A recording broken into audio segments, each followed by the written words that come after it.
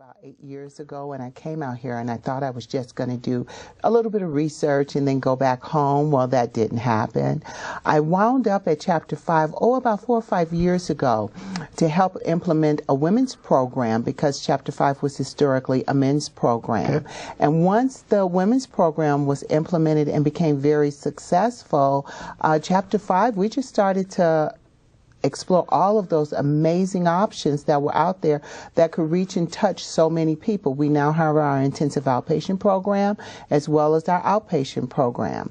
But again, coming here 8 years ago with just the intention of getting some research and going back home, right. It did not play out that way. Didn't take. We've talked with guests and anybody I think in our audience who's been here for sure any more than a few months will have a similar story or know someone who does, where there's something about this area that pulls you in, and then you kind of find another niche. It is an amazingly healing and compassionate environment.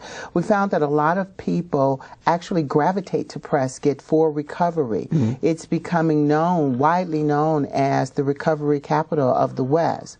Identifying with my population because 15 years ago, I also reached out and a hand reached in and helped me walk through a very difficult journey, very, very similar to the population I serve.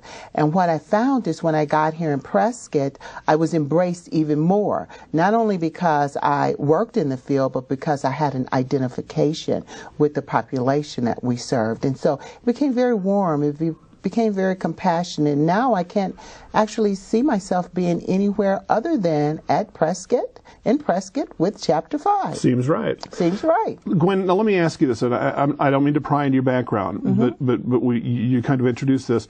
But what I want to ask is you've been down a few long roads. Yes. How hard was it to get to the point? People talk about rock bottom and some of those, I don't know if they're cliche phrases or if they're legitimate, but where you need to find a certain something